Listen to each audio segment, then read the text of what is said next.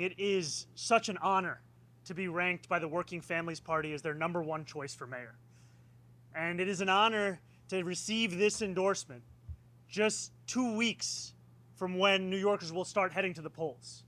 Because what New Yorkers will face in that moment is a choice of whether they want to return to the politics of the past, of big money and small vision, of corrupt leadership, or whether they want to turn to a new generation of leadership.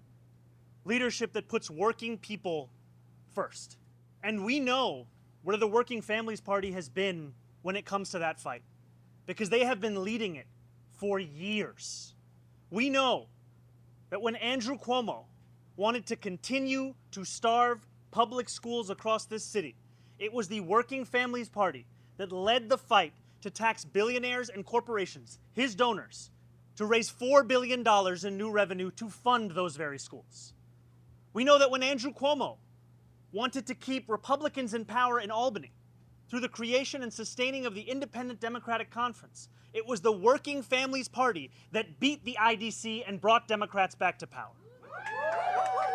And we know that when Andrew Cuomo sent 15,000 New Yorkers to their deaths in nursing homes at the height of the pandemic and was credibly accused by 13 women of sexual harassment, it was the Working Families Party that stepped up and called on him to resign. And that is what he did. And now, as he tries to return to our city without acknowledgement, without an apology, but with instead the support and the hundreds of thousands of dollars in donations from the same billionaires and corporations that put Donald Trump back in the White House, it is going to be the Working Families Party that beats him once again. And what we are pushing for today, with just these last few weeks of the election, is a vision of this city where we will freeze the rent,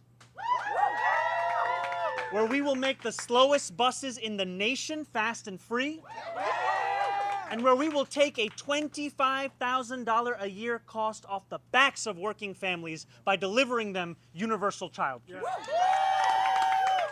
And I say this to you as someone who is not simply excited to be endorsed as an individual, but someone who is excited to lead a slate of candidates.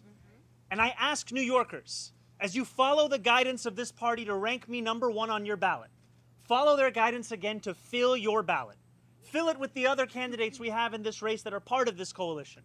Brad Lander, Adrian Adams, Zelnor Myrie, Jessica Ramos. And remember to not rank Andrew Cuomo. Yes. Because his major arguments in this race have been that of inevitability and competence. And let me tell you, when it comes to inevitability, 8 weeks ago, he was beating us by 40 points in the final round. 2 weeks ago, we cut that lead in half to 20 points. Earlier this week, we cut that lead again to 12 points. And then a few days ago, we cut it down to single digits. We are right where we want to be. We are clipping at his heels, and we are going to beat him on June 24th. And thank you for the partnership of this party, of these organizations, of elected officials, such that over these next 24 days, we make clear to New Yorkers that we are going to win the city that they deserve, and that we are finally going to send Andrew Cuomo back to the suburbs.